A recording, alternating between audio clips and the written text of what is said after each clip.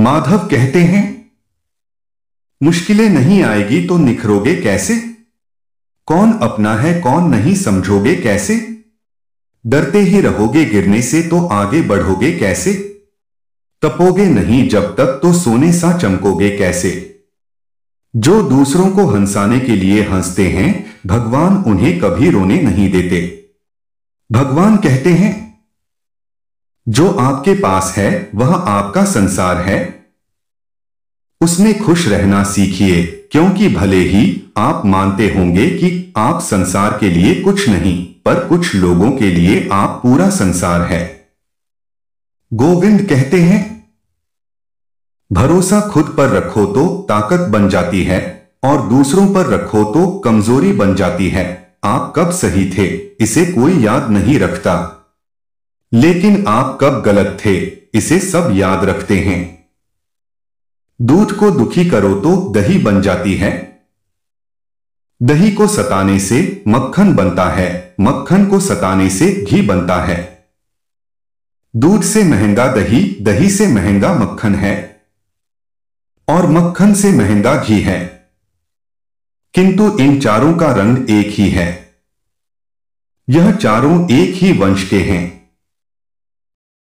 इंसान की सोच ही उसकी सबसे बड़ी पहचान है, वरना दुनिया में एक नाम के अनेक लोग हैं। मनुष्य दिन रात सुबह और शाम परिश्रम करके भी उतना नहीं थकता, उससे ज्यादा बेचैनी परेशानी क्रोध अहंकार के कारण पल में थक जाता है। यह मत सोचिए कि एक महीना एक साल में क्या हो सकता है, बल्कि यह सोचिए कि 24 घंटा में क्या संभव है। किस इंसान का असली चेहरा तभी प्रकट होता है जब हम उसके फायदे के लायक नहीं होते हैं। सुख में तो सभी अपने दिखते हैं, अपने और पराये की पहचान करने के लिए ही दुख आते हैं। दुख में ही अपने और पराये की पहचान कर सकते हैं। जो साथ छोड़ दिया वह पराया है और जो उंगली पकड़ लिया वह अपना है। रास्ता दिखाने के लिए ही तो ईश्वर दुख देते हैं, परंतु मनुष्य समझ नहीं पाता, यदि जीवन में दुख नहीं आएंगे तो अपने और पराये की पहचान करना असंभव है। इसलिए दुख आने पर नहीं घबराए। आप अकेले रहे अगर आपके कुछ अपनों ने ही आपको धोखा दिया है तो आपसे उसका मतलब निकल गया है। जिसने सीख लिया कि कब समझ लीजिए कहां और कैसे बोलना है, उसकी जिंदगी में सफल होने से कोई नहीं रोक सकता। एक बात सदैव याद रखना, इज्जत कभी इंसान की नहीं होती, इज्जत हमेशा जरूरत की होती है।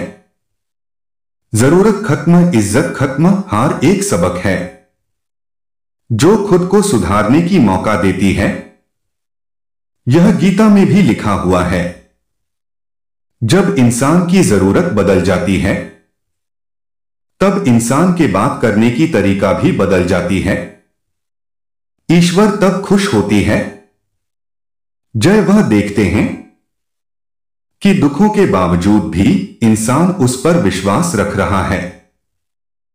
और यकीन मानिए वह आपकी हर विश्वास की कीमत समय आने पर जरूर देते हैं। अगर आप दुख पर ध्यान देंगे तो हमेशा दुखी रहेंगे और सुख पर ध्यान देंगे तो सुखी रहेंगे। आप जिस चीज पर ध्यान देंगे वह चीज सक्रिय हो जाएगी और आपके जीवन में तुरंत प्रवेश करना शुरू कर देगी। यही कुदरत का नियम है। खुशियों का कोई तय रास्ता नहीं होता, हर इंसान को अपने लिए खुद रास्ता बनाना होता है। यह बात जिसे जान ली समझो खुशियों ने उसका पता लिख लिया। संभव ना हो तो साफ मना कर दे, पर किसी को अपने लिए इंतजार ना करवाएं। चिंता मत करो, क्योंकि जिसने तुम्हें इस दुनिया में भेजा है उसे आपकी ज्यादा चिंता है। जब आपका होना या ना होना बराबर हो जाए तब आपका ना होना ही बेहतर है। गीता में लिखा है, यदि कोई आपको अच्छा लगता है तो अच्छा वो नहीं है, अच्छे आप हैं, क्योंकि उसमें अच्छाई देखने वाली नजर आप में है। सोच और नियत अच्छी रखें, फिर आपके कष्ट श्री कृष्णा स्वयं दूर कर देंगे। अपना वह होता है जिसके साथ बातें खुलकर की जा सके, ना कि संभलकर। सिर्फ वो लोग आपकी परवाह करते हैं जो आपको तब भी सुन सकते हैं जब आप चुप होते हैं। जिंदगी वह हिसाब है जिसे पीछे जाकर सही नहीं किया जा सकता। इसलिए आज मैं सुधार करें और पुरानी बातों को अनुभव तरह इस्तेमाल करें। संकट के समय धैर्य रखना मानो आधी लड़ाई जीत लेना है। दूसरों को समझना बेशक बुद्धिमानी हो सकती है, लेकिन खुद को समझना ही जिंदगी का असली मतलब है। अगर धर्म की रक्षा के लिए यदि कोई प्रण तोड़ना पड़े या कोई भी वचन तोड़ना भी पड़े तो वह अधर्म नहीं माना जाता। अशिक्षित के पास पुस्तकों का भंडार भी उसको ज्ञानी नहीं बना सकता। कला के अभाव में बेजोड़ औजार भी किसी को शिल्पकार नहीं बना सकते। उसी प्रकार जब मन में सुंदरता, दया और करुणा ना हो तब धनी होकर भी व्यक्ति निर्धन ही रह जाता है। श्री कृष्ण कहते हैं, पेड़ की डाली पर बैठा पंछी कभी भी डाल हिलने से घबराते नहीं है, क्योंकि पंछी डाली पर नहीं बल्कि अपने पंखों पर भरोसा करता है। क्रोध में मूर्छा उत्पन्न होता है, धूर्तता से स्मृति भ्रमित हो जाती है, स्मृति भ्रमित हो जाने से बुद्धि का नाश हो जाता है और बुद्धि को नष्ट हो जाने पर व्यक्ति स्वयं नष्ट हो जाता है। अच्छा काम करते रहो, कोई सम्मान करे या ना करे, क्योंकि सूरज उदय होता है तब करोड़ों लोग नींद में होते हैं, फिर भी सूर्योदय होता ही है। इसलिए मान, अपमान, सम्मान की चिंता छोड़ दो। कुएं में उतरने वाली बाल्टी यदि झुकती है तो भसकर बाहर आती है। जीवन का भी यही गणित है, जो झुकता है वह प्राप्त करता है। दादागिरी तो हम मरने के बाद में भी करेंगे। लोग पैदल चलेंगे और मैं कंधों पर। तुलना के खेल में मत उलझो, क्योंकि इस खेल का कहीं कोई अंत नहीं। जहां तुलना की शुरुआत होती है वहीं से आनंद और अपनापन खत्म होता है। श्री कृष्ण कहते हैं, ऊंचाई पर वो ही पहुंचते हैं जो प्रतिशोध के बजाय परिवर्तन की सोच रखते हैं, जो ब्रह्मांड के अंदर परमात्मा के रूप में है वही शरीर के अंदर आत्मा के रूप में है। मुंह पर कड़वा बोलने वाले कभी धोखा नहीं देते। डरना तो मीठे बोलने वालों से होना चाहिए, जो दिल में नफरत रखते हैं और समय के साथ बदल जाते हैं। उड़ा देती है नींदें कुछ जिम्मेदारियां घर की। रात में जागने वाला हर इंसान आशिक नहीं होता। किस्मत से लड़ने का भी कुछ और मजा है। वो मुझे जितने नहीं देती, मैं हार नहीं मानता। जिस समय हम किसी का अपमान कर रहे होते हैं उस समय हम खुद का सम्मान खो रहे होते हैं। विश्वास ओवर सकती है जिससे गुजरी हुई दुनिया में भी प्रकाश लाया जा सकता है। एक बार अपने आप पर पूरे दिल से विश्वास करके काम शुरू कीजिए। यकीन मानिए, आप जो चाहते हैं वह आप जरूर हासिल करेंगे। श्री कृष्ण कहते हैं, जीवन ना तो भविष्य में है और ना ही अतीत में है, जीवन तो केवल इस पल में है। अर्थात इस पल का अनुभव ही जीवन है।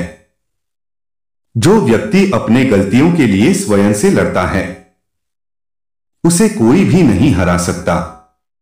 माधव कहते हैं, मैं स्वयं किसी का सहायता नहीं करता, अपितु मैं जिसके पक्ष में होता हूं समग्र सृष्टि उसकी सहायता करती है।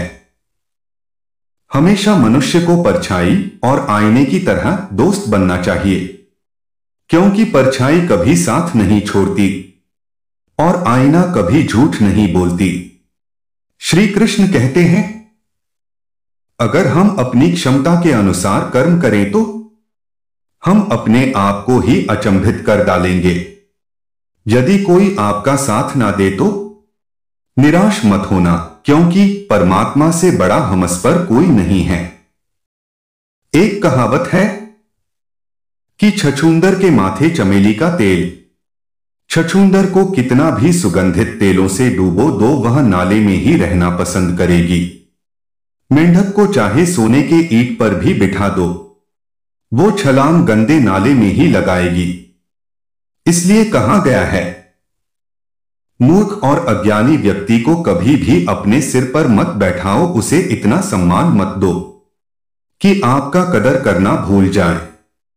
गीता में भी लिखा है, गरीबों का हाय और मूर्खों से राय लेना दोनों हानिकारक है।